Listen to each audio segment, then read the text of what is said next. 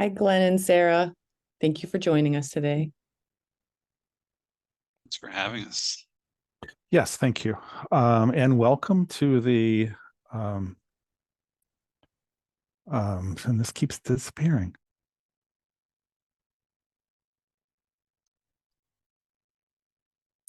Welcome to the AAUP sponsored Faculty Value Forum. We have our speakers here, and there are people, of course, continuing to join, but to leave as much time for discussion as possible, I'd like to start now. My name is Michael Latcha. I am the current Oakland AAUP chapter president. And our speakers today, we're going to go, I think, not quite. Our speakers today, I'll just introduce them briefly here. Tom Discenna is a professor of communication here at Oakland. His primary research looks at different aspects of academic labor, including graduate unionization efforts, contingency, undergraduate labor in the form of unpaid internships, as well as the labor of the professoriate. He hosts a podcast on the education channel of the New Books Network. He is a past president of our local union and will serve as the lead negotiator in the upcoming 2024 negotiations with the administration. Glenn Colby is the senior researcher for AAUP and is responsible for the AAUP's annual faculty compensation survey. Prior to joining the AAUP, Glenn worked as the director of institutional effectiveness at Cascadia College and as an institutional research analyst at the University of Colorado Boulder. Glenn completed a BS degree in information and computer science at Georgia Institute of Technology, a BS degree in mathematics at Georgia State University, an MS degree in teaching at the University of Maine, and a 4-year experimental education research training graduate fellowship at Vanderbilt University. Sara Kilpatrick is the Ohio Conference Executive Director, a position she has held for over a decade. She previously worked as the political director for the Ohio Senate Democratic Caucus, as the political affairs coordinator for the Ohio State Medical Association, and as a legislative aide in the Ohio Senate. She holds a degree in political science from Bowling Green State University and a master's of public administration from the Ohio State University. Sara also serves as the president of the AAUP Field Staff Association. So with those introductions, I am going to turn the meeting over to the panel. I assume they have a better plan for how they want to proceed than I do. So we are all ears. Thank you. I think I'm scheduled first. Okay. Thank you for that introduction, and thank you for having me talk here today. So I've just got some prepared stuff, and then hopefully at the end of everything we'll have a chance to talk about some of these ideas. So as I was reflecting on the idea of the unpaid labor performed by university faculty, I was brought back to my experience on the college's Committee on Appointments and Promotions. Anyone who has performed this vital service will recognize the experience of reading student letters supporting a member's application for promotion. One letter in particular stood out to me. The student was, as is typical for such letters, effusive in their praise for the pedagogical prowess of this particular professor, reflecting not just the classroom acumen, but also what she assumed was the amount of time that the student believed that their professor put into the task of teaching. And the student remarked incredulously, this person not only did all of this work, but also had the time to write a book in their free time. Now, on one level, this anecdote reflects the profound misunderstanding that students, and it should be pointed out, the wider community frequently have concerning the work lives of faculty, and perhaps by extension, the purpose of higher education. It also, in a negative sense, echoes the arguments of many critics of the university who look upon the scholarly output of academics as little more than vanity projects with little redeeming social value. However, I tend to think of this student's astonishment at all their professor could accomplish as representative of the difficulty in discerning the bright, clear boundary between the work we are paid for and what remains on the other side of that line. The late Stanley Aronowitz wrote in his article, The Last Good Job in America, a very descriptive work diary. Now, Aronowitz's obituary claimed that he, better than anyone, understood that freedom begins when the work ends. But in describing the details of his own work, he presents what could only be considered a harrowing picture of what must be understood as freedom's opposite, that is, work without end. And Aronowitz's account of faculty work life is confirmed by research on the subject that shows that faculty working hours are increasing as course loads are ratcheted up, and the demand for publication becomes ever more unrelenting. Curiously, though, while the research on faculty working hours is pretty clear on these first two elements of academia's holy trinity, it is considerably less so on its third element of service. In other words, we know that faculty spend more time in the classroom along with more time on research and publication, but it is less clear how much time we are spending on service. There is a pretty solid body of work noting the way that service work is racialized and gendered, but less about how much of it is actually being done. In part, I think this is so because service lacks the intellectual provenance of research and teaching, but also because it is an inherently murky concept that defies easy reckoning. It encompasses so many different activities, from the service on committees that I've described earlier to anyone who has appeared in media reports, and we get those little notes from the public relations folks here telling us the economic value of our contribution to news stories and that kind of thing. It also includes the tacit knowledges and understandings and work that we do that simply make this place run at all. That is, the withdrawal of which those things would grind the university to a halt. For instance, as part of our bargaining survey, we routinely ask our members to weigh in on a set of questions regarding the governance of the university that collectively should be understood as an emphatic demand for more work. The faculty just as routinely affirm this demand speaks in some real ways to what I have called the strangeness of academic labor. Imagine for a moment faculty striking to set a cap on working hours like our sisters and brothers in the UAW just down the street. Such limits are often centerpieces of union contracts elsewhere, but are all but absent from collective bargaining agreements in higher education. I'm reminded of a conversation with our now retired colleague, Bill Kennellan. Bill finished his years at Oakland as a professor of journalism here in my own department, but he's probably best known to most of us as the administrator who was the lead negotiator for about a half a dozen contracts with our union. He professed astonishment that faculty would volunteer to serve on union bargaining teams. He claimed that it was part of his job, so he had to do it, but it was increasingly strange to him that faculty would take on such a responsibility absent the fact that it would be required. Now, knowing Bill, I think that he was perhaps overselling the duress that brought him to the table. I think that he was probably more willing, perhaps even lethal participant in the process than he wanted to let on. But as you might imagine, I've been thinking hard as of late regarding his point on faculty participation in this process. The simplest answer might simply be to echo the sentiments of our sisters and brothers in K-12 education who have forcefully made the point that faculty working conditions are student learning conditions. I wholeheartedly endorse this idea, and I think those of us in higher education can take it even one step further. I want to turn to a common trope that exists from my studies of graduate student unionization. And the story goes something like this. A student is admitted to a flagship university, say like Michigan. They toil for 5, 6, 7 or more years for a stipend that barely covers the bare necessities of keeping body and soul together in a town like Ann Arbor. They work hard, usually teaching undergraduates the crucial introductory courses that provide the foundation that make the education of these students worthwhile, all the while completing their own studies towards a coveted terminal degree.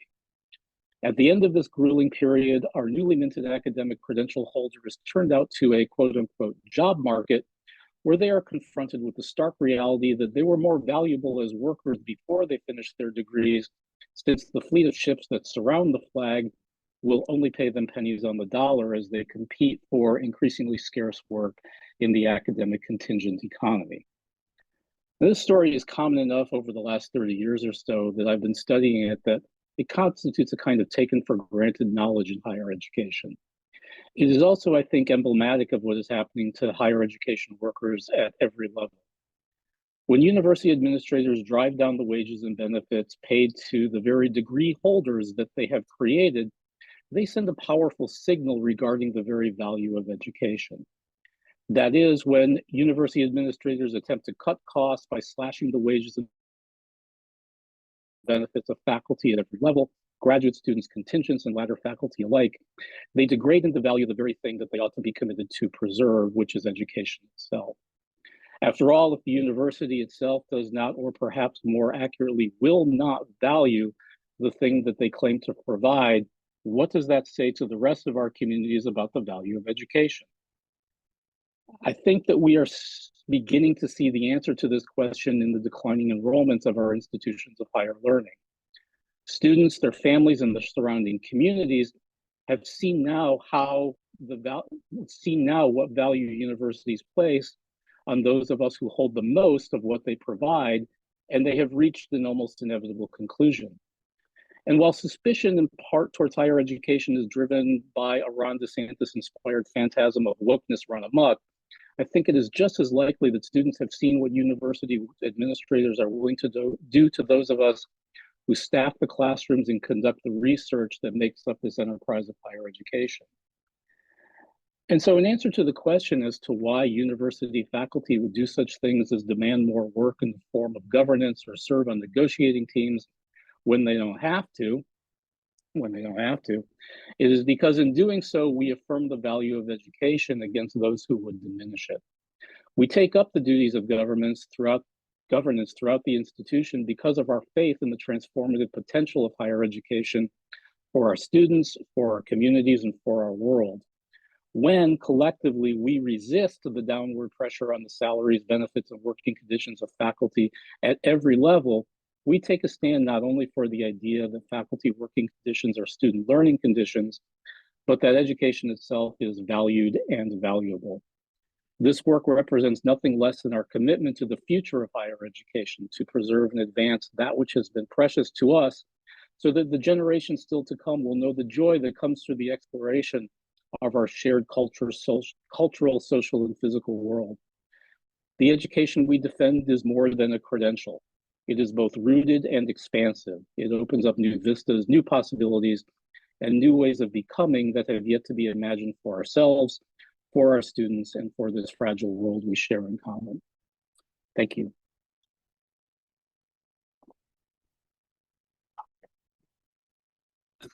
Thank you, and interesting, Tom, and I'll try to build on that. I believe I'm up next, and then Sarah will go. And I'll say, first of all, thank you to Amy for the great planning, and like this was a pleasure to put this together, because I had plenty of advance notice, and I'm and some great information to help me construct my talk here.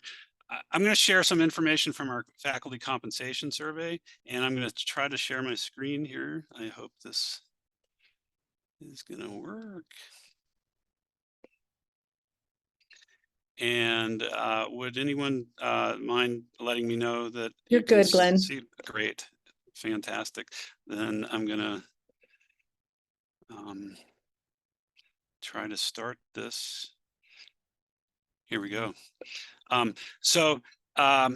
Rather than just dive into faculty salaries by themselves, I wanted to remind everyone that, building on some of what Tom was just saying, institutions are relying more and more on not only unpaid labor, but contingent appointments, faculty on contingent appointments. And these are the latest numbers we've compiled, where you see this dark red is non-tenure track faculty appointments in the US, and it's been increasing. But more alarming is the growth in reliance on faculty on part-time appointments, which is the gray. So nearly half in the US are on part-time. And tenure, the percentage of appointments with tenure has declined from about 39% in '87 to currently about 24%. So these are the latest IPEDS numbers that reflect that.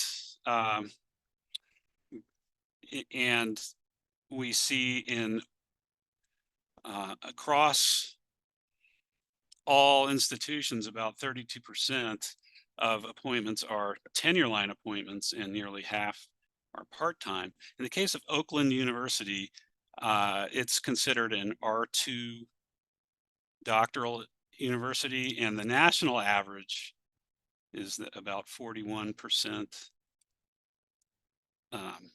tenure line appointments and about 39% part-time.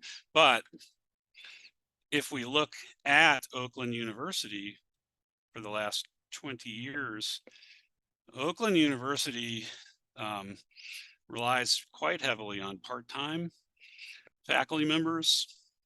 There's been some decline. I'm sorry, I have no mouse today, so I'm going to have an issue here. There's been some decline in the proportion with tenure, and we see a jump up the last couple of years. And that was not because more were hired, it was because part-time were let go, I remind people. So that's Oakland University. Compared with the numbers of appointments, we see the number of part-time has increased quite a bit. And by the way, I will share this slide deck so that you can distribute it as you need. And I'm going to take a peek at the chat in case anyone's asking questions. Nope. Feel free to interrupt. So this is Oakland University. Part-time has increased. Tenured has increased. So that's good. However,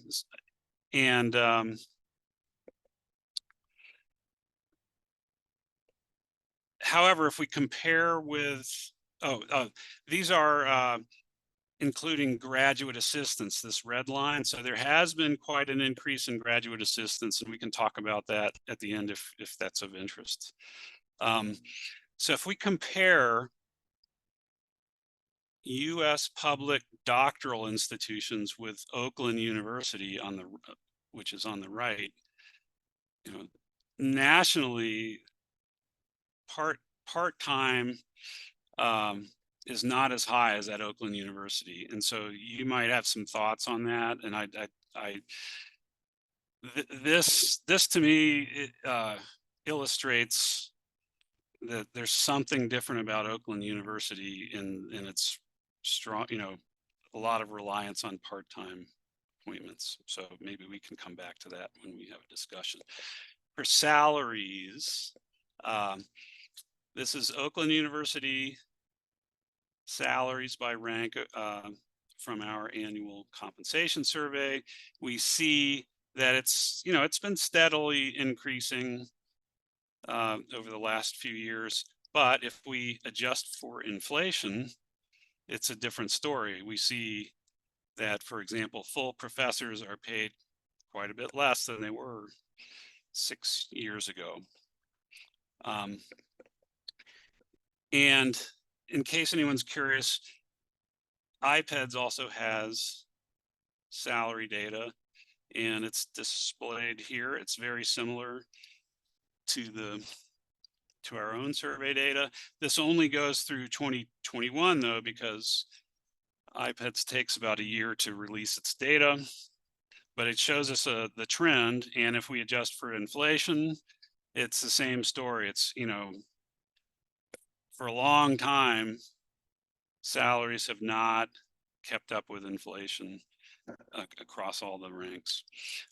Another thing I noticed poking around the data is that there are some differences between men and women's salaries at each rank. This is from our compensation survey for fall 22. And the same data over time, if we map out the percentages, the percentage women's salary as a percentage of men's salary overall at OU, it's about 87.8%. And a lot of that has to do, within each rank, such as, professor, women professors are paid 84% of men. At the other ranks, it's a little better. However, the women are underrepresented in the higher ranks, as this shows. So the latest IPEDS data shows that only 32% of full professors are women at Oakland University. So if that's true, then overall they're going to have lower salaries because they're less likely to be at that rank. So just moving on to some peer comparisons. So there's a group Amy pointed me to looking at some healthcare issues, and they were thinking about these peer institutions. And so this is one thing you can do is say, well, where does Oakland University stack up in comparison with these other peer institutions? And we see that, well, they're about the middle of the pack. This is the kind of thing you can do is map out the average salaries at each rank: professor, associate, assistant, instructor, lecturer. Another thing you might want to do at some point is adjust for regional price parity, which is the cost of living in your area. So Oakland University, the cost of living is 97.1% of the national average, and then you can adjust the salaries for your peers as well to get a comparison. And I'll just say that for peer comparisons, Oakland University has defined, starting in 2010, this list of institutions as its list of peers. We don't know where that came from, what had led to that. I did notice that the highlighted universities do not participate in our survey, so it makes it a little tough for me. So this is OU's peer list for IPEDS, and if you list out their salaries, we see that Oakland University ends up being about the middle of the list, about the median. And the same thing if we do IPEDS data, it's about the middle. I would say, though, that there are plenty of R2 institutions that are not in that list, and I wonder why. Here are some institutions that are not in OU's peer comparison list, and maybe some of them should be. If we simply compare OU with public R2 institutions in the region, East, North, Central, it's a different story. OU ends up toward the bottom. And so that this is the AAUP data. Same thing. If we adjust for cost of living, ends up being down at the bottom. And I'll say, finally, another thing I looked at was retirement contributions by the institution over the last few years. There's a little dip, and I don't know what's going on there, but if we adjust for inflation, it's a pretty big dip, and that's something I'd like to learn more about.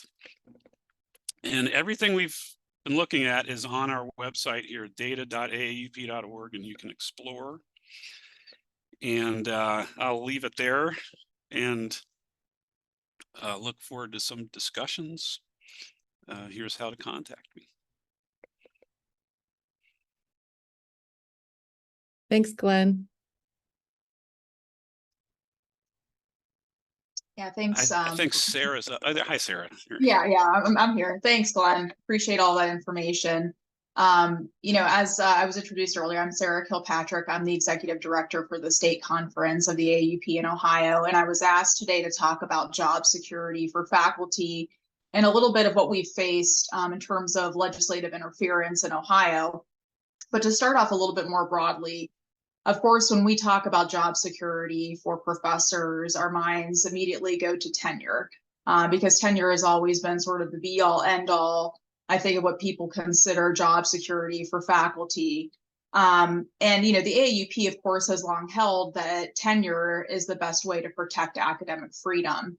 And I think that over the years, though, the AAUP has more so pushed for collective bargaining agreements and unionizing faculty, because we know that even when there's tenure, it doesn't necessarily guarantee that there is academic freedom and that there are job protections. And I'm not sure about, the case in Michigan, but we're seeing a lot at private universities in Ohio that tenure is essentially meaningless anymore.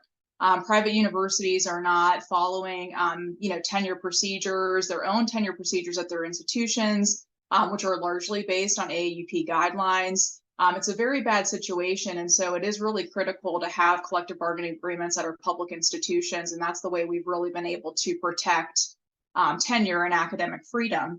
And of course, even for non-tenured faculty, for full-time, non-tenure eligible faculty, we've been able to build in job protections into collective bargaining agreements. And so they have tenure-like protections in many cases in Ohio, and I'm sure, is the case around the country as well, with those CBAs that cover tenure as well as non-tenure track faculty. Now, in Ohio, we have a very strange law that actually explicitly excludes adjuncts and graduate students from unionizing. So I think we're the only state in the country where that's actually the case. And so we do not have any collective bargaining units of part-time faculty or graduate students in Ohio. So it's hard for me to directly speak to job protections for those people. But what we have encouraged for adjuncts as well as graduate students is to try to band together and to get wins.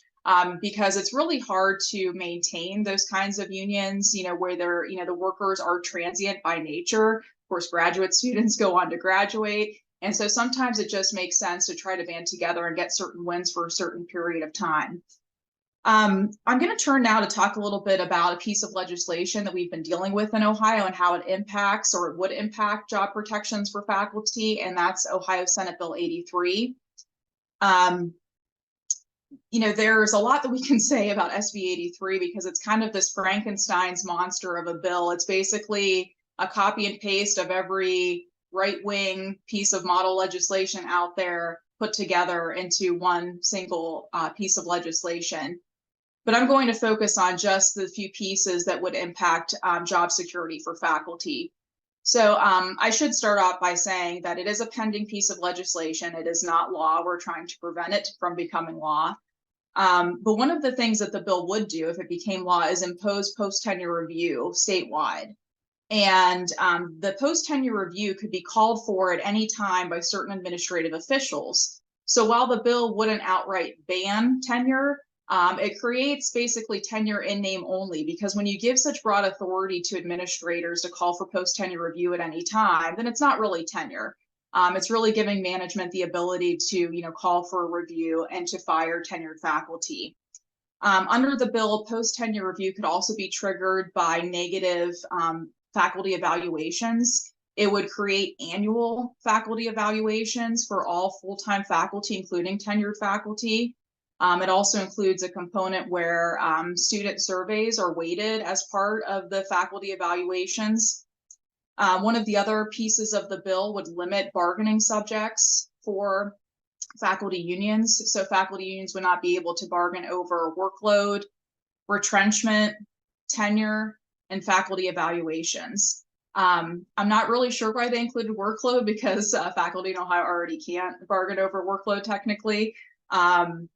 But certainly in the cases of tenure, retrenchment, and evaluations, those all have the ability to impact job security. And so they're trying to take away the faculty voice. They don't want faculty to be able to bargain over those things because they want management to have all of the power. They also provide a definition for retrenchment in the bill that is very broad and would give administrations really wide authority to get rid of academic programs and the faculty associated with those academic programs. So essentially, any high level administrator could say, we have a fiscal situation, whether or not it's severe or not, and we have to close these programs and we're going to have to terminate these faculty positions. And of course, they won't come out and say it, but they really want to get rid of sort of the DEI related programs.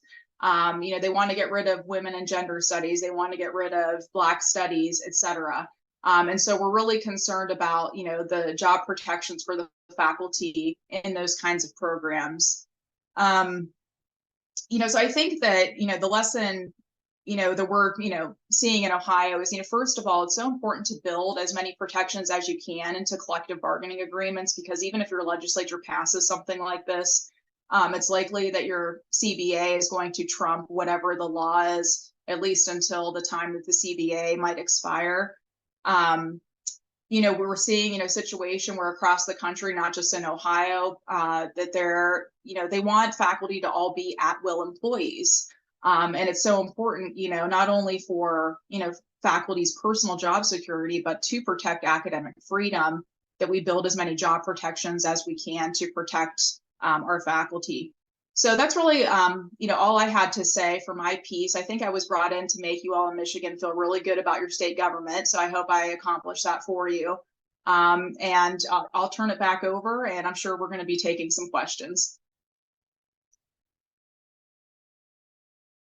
I think we have to add the "for now," Sarah, for now.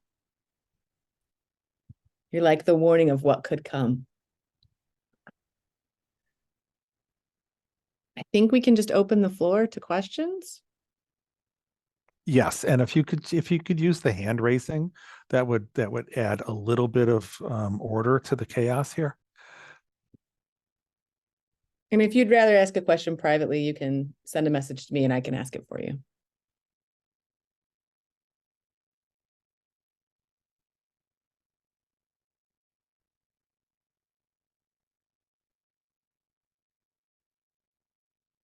Kind of like asking for questions in class. Ken. Maybe I'll start things rolling.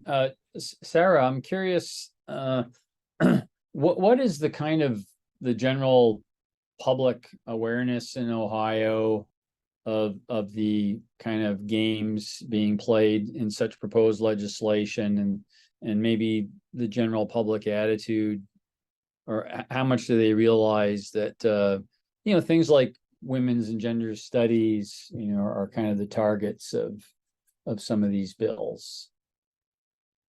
I mean, I know that's often kind of a sneaky hidden agenda, but I'm wondering if the public's kind of getting wise to it. I mean, we have a situation in Ohio where we certainly have become a redder state over the years. It's not as red as our legislative makeup would suggest, because they've gerrymandered those districts so badly that it's, very lopsided General Assembly. But, it's hard to really gauge what the public at large feels. But I think that we've done a really good job, building a public perception of opposition to this bill. And students in particular have really been fiercely defensive of those kinds of programs, whether they're, students who have taken those courses, or, we have, diversity, equity, inclusion under attack in this bill as well. So, it's hard to say, again, what Ohioans at large might think. I do think that, there's probably a good subset of Ohioans that are, kind of buy into the Trumpism, the anti-woke rhetoric, and really, what has, caused the most, I think, heartburn for some legislators is the anti-union pieces, in this bill. Because one thing, I didn't mention was that it would ban the right to strike for faculty. And so obviously those have, implications as well. And so, they're trying to limit, the ability for faculty to speak out. And I do think that there is a little bit more recognition by the media of what is going on, because there's more than just, to this than just this particular bill. There's other pieces of legislation. There's legislators who are trying to send questionnaires to trustees to gauge, what they think about these issues. So of course I could go on, but again, it's sort of hard to give a definitive answer, but that's where we are right now.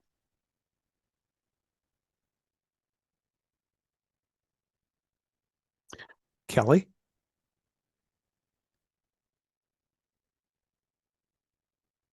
Hello. I just had a couple questions. Going to our numbers, right? Like the pay numbers and whatnot, compensation numbers. Does the university, or are we also able to look at numbers not just as they apply to gender, but also racially across our faculty? As a Black female, my intersectionality is important, and I would love to know how I stack up with my white female cohorts as far as that equality and equity is concerned. And then also, is there information from our, I guess, sister organizations or like-sized or institutions on their diversification of their hiring practices to diversify the faculty and staff on campus, period? Thank you.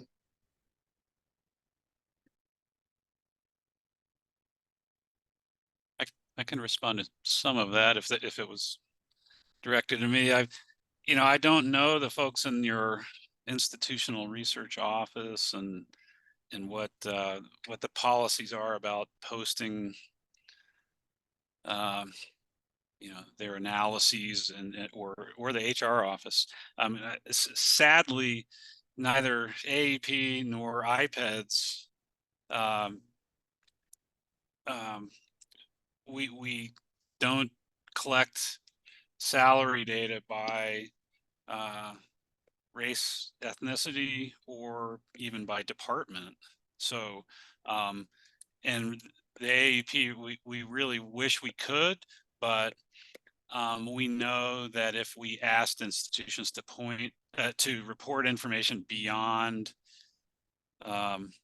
what is collected by IPEDS, many institutions would simply not participate.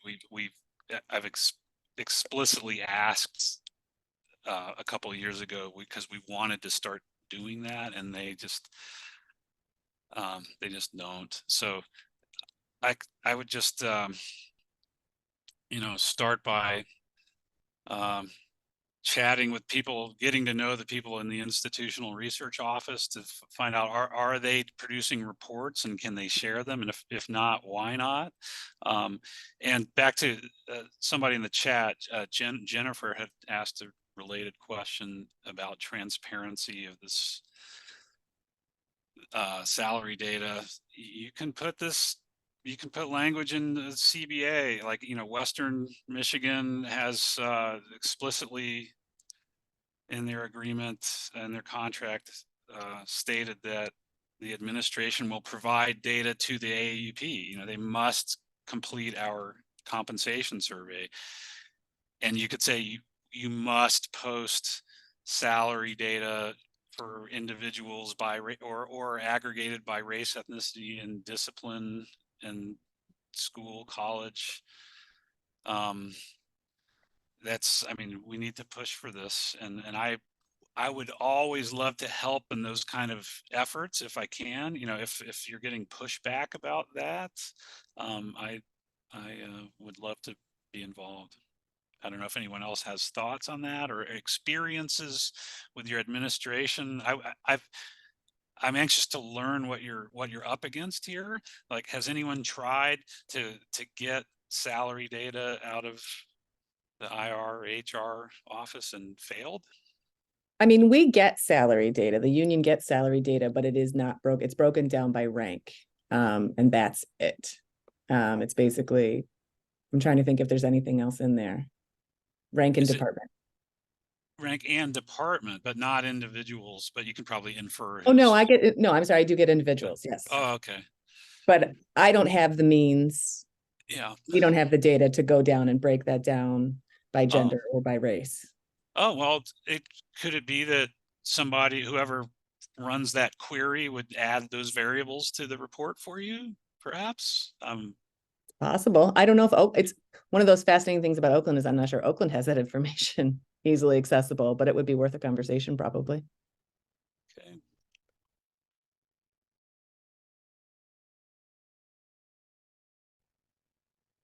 Diane? Yeah, keeping on that theme of salary information, we had a bit of a kerfluffle a while ago with inflated salary figures being put out by the administration, including deans, in with the faculty. And I don't follow the sources that you were using well enough. Did that have any effect? Maybe Amy can jump in here too.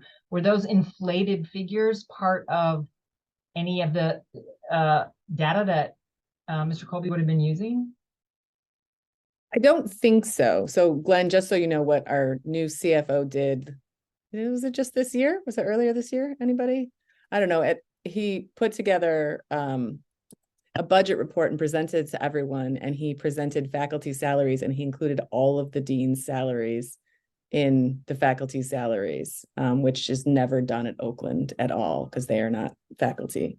But I don't think that data would have made it to you, would it, Glenn?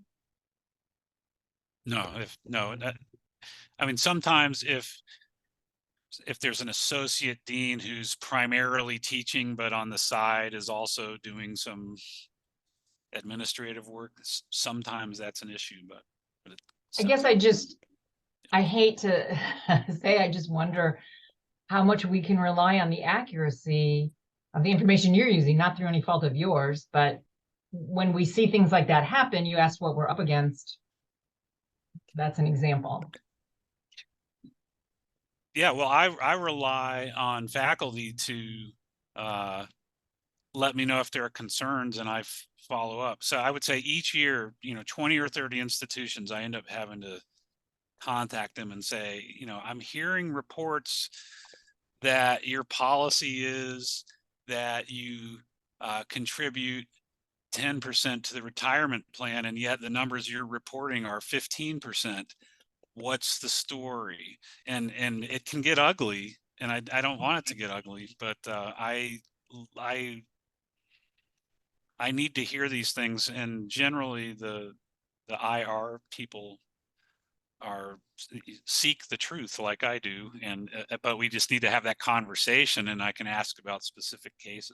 So please let me know. I mean, to my knowledge, I'm not aware of any kind of intentional falsification at OU, that is.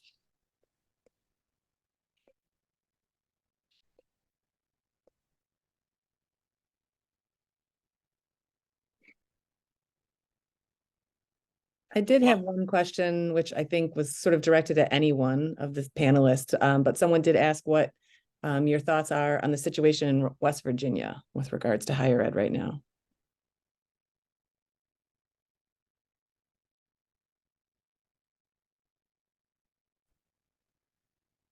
I mean, I could, say something about, we've experienced sort of our own bloodbaths, in Ohio. I mean, we had, I think, ultimately ended up being like around 70 faculty that were fired, tenured faculty fired from the University of Akron.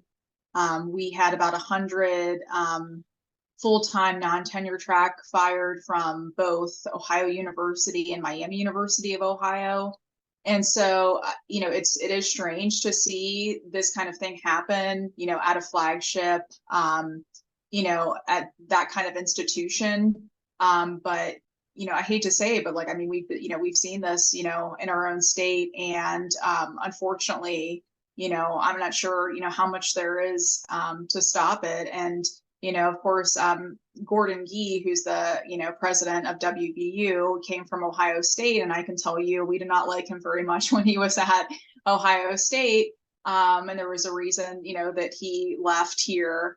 And I hate to see him do, bad things at other institutions. And, we stand in solidarity with, the faculty being affected, the programs that are being affected. We've just seen it, in some cases, like not on that much of a smaller scale in Ohio. And it is scary how many institutions that we're seeing similar things across the country. Yeah, and Sarah just mentioned Akron, and my recollection is that they had about 100 tenure line faculty members on the list, but only 70, I think it was around 60 something or 70 ended up being laid off because 30 or so worked out their own deals on the side. So when I'm watching West Virginia, that's one thing I'm looking for is, individual faculty members working out their own deals on the side. And that can be a concern, if that makes sense.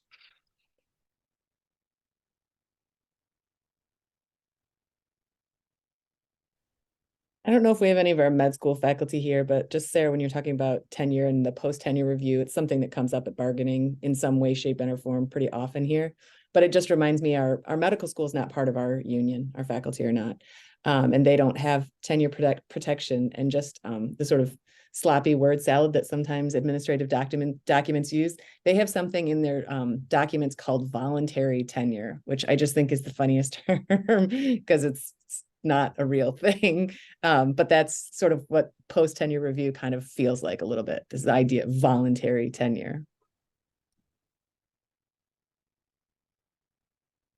Just to be clear, the AAUP is not opposed to post-tenure review in general. It can be done in a reasonable manner.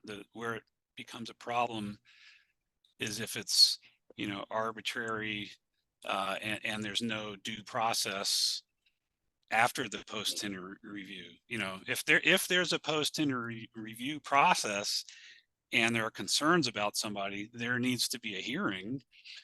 And so that was like in the University of Georgia system, that was the problem, was that it wasn't that they wanted post-tenure review, it was that they could then fire somebody with no hearing. And it's essentially not tenure anymore at that point, even though they say it is. Yeah, and just to piggyback on that, Glenn, just since Bowling Green is one of your peer institutions, Bowling Green does have post-tenure review in their collective bargaining agreement. They did agree to it. I believe that they call it extraordinary review. And, it is, still it would be a very difficult process to undergo. But I just, wanted to raise that for you in case you weren't aware of that. Thank you. I was not aware. The lines are so blurry. I mean, we collect this data, IPETS does, and there's a box in the form that you check, do you have a tenure system? And that could mean anything. And, there are cases where institutions report not having a tenure system, and yet their faculty members are on indefinite appointments that can only be terminated for just cause. And in a sense, that's de facto tenure, but they don't call it that. So, we're keenly aware that just calling something tenure doesn't make it so.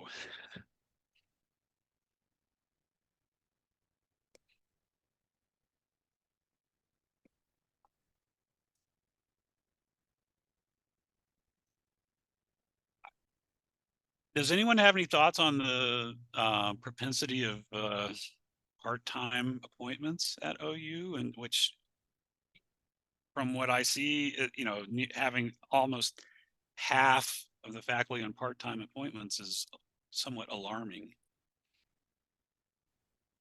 I think that data is a little wonky and hard to read. And our collective bargaining unit is a little under a third is part-time. And then I think you have the medical school has, you know, most of their faculty and clinicians, the vast majority of them would be considered part-time. And so I think that skews the numbers a little bit because all of those faculty would be considered part of the data you look at. But I'm going to let Karen, because I think Karen has more to say Well, on that. to be clear, our data is all non-medical. Oh, it is? Yeah. Wow. And the IPEDS numbers are as well.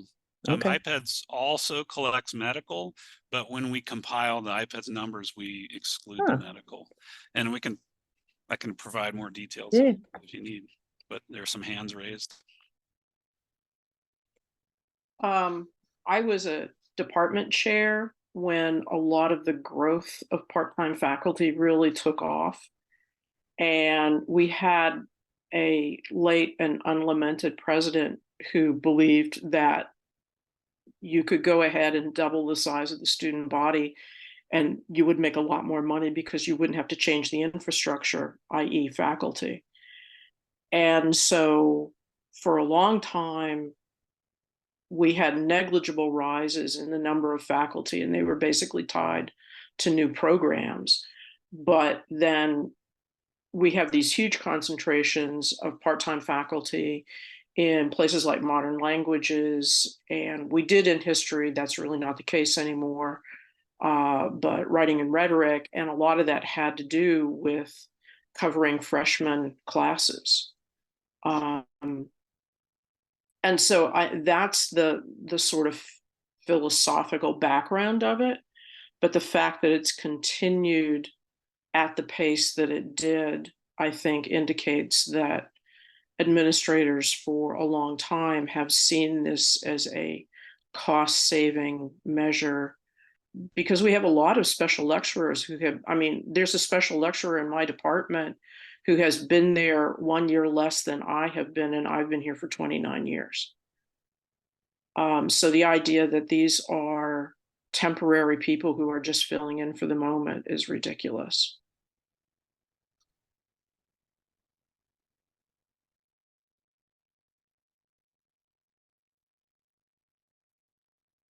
Kate?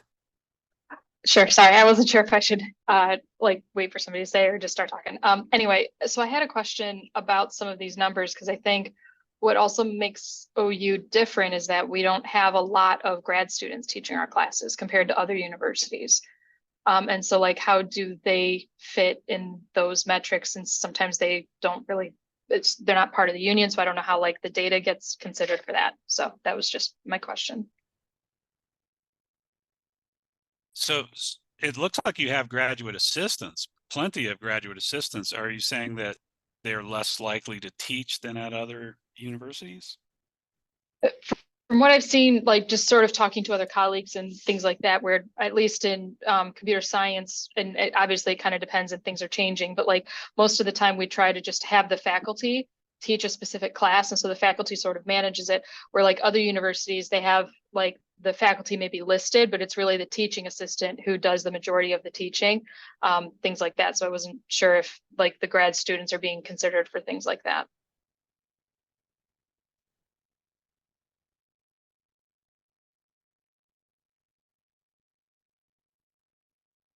That's graduate assistants are really tricky. IPEDS collects number of graduate assistants, but we have no idea what they're doing. And, you know, it varies wildly and widely by discipline. As you mentioned, computer science. So, you know, who's more likely to teach, and, you know, so I'll just give a plug that we recognize that problem and added another position to our department this spring. Scott Setterstrom is our new researcher who is going to be working on that issue as well as non-tenure track appointments in his work in the years to come. So. Glenn, one of the questions in the chat that I think I know the answer to, but I'm not sure, is asking where visiting full-time faculty come in that. Don't they just fall under full-time faculty non-tenure, or I'm not sure? So that's one of the key differences between AAUP and IPEDS surveys. For IPEDS, institutions report them at whatever rank they want to. It says as determined by the institution. For AAUP, we explicitly say report visiting faculty at the instructor rank. So, and in some cases, there's a big difference. However, you know, we don't, AAP and IPEDS, we don't yet separate the salaries for a tenure track and non-tenure track. That's a change we're going to be making to our survey this year, though. But that's the answer to Kelly's question, I believe, is for AAP, they fall under the instructor rank, but for IPEDS, anything goes. Hey, Glenn, I'm just curious, do you have the data for faculty, like total faculty compensation, so salary and benefits as a percentage of total university expenditures at OU?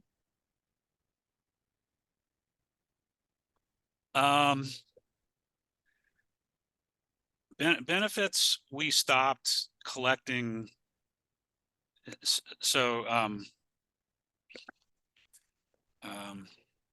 we no longer calculate a total compensation number because there were so many benefits that were impossible for institutions to figure out, well, you know, how much money, what were the expenditures for dependent tuition benefits or something. They just couldn't do it.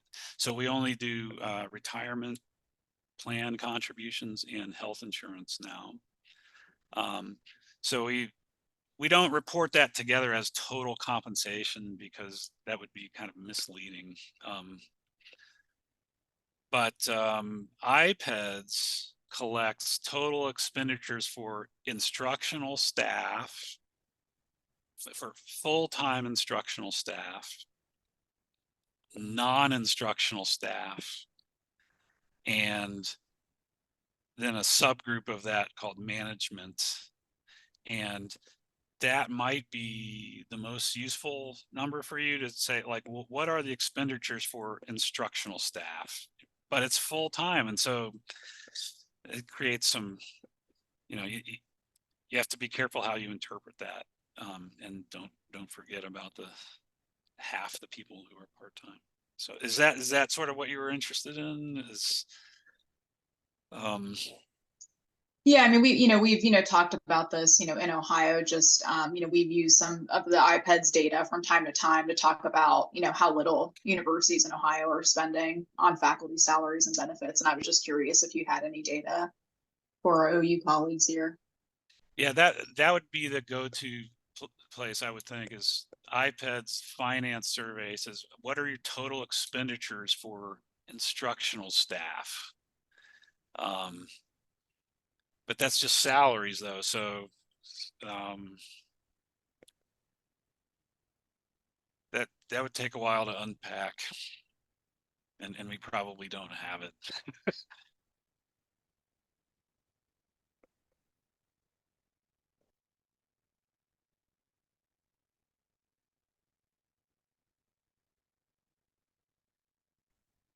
I see Ken's comment about graduate assistants, and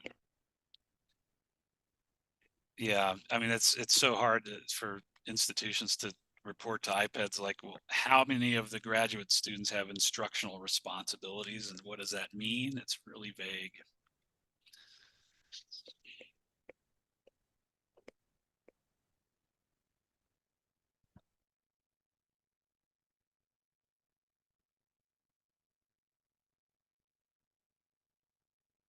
Well, in the interest of respecting people's time, I'm gonna take this opportunity then to thank our panelists, Sara, Glenn, and Tom, for participating, and all of the faculty, and of course Amy for doing all the hard work in the background, getting all of this ready. As always, we've generated more questions than perhaps answers, but that's what we need to do, is we need to question. We'll stay on for just a few minutes if to handle the questions that are coming up now at the end. But if people need to leave, thank you for your time and your thoughtful conversation, and have a great afternoon. Thanks, everyone.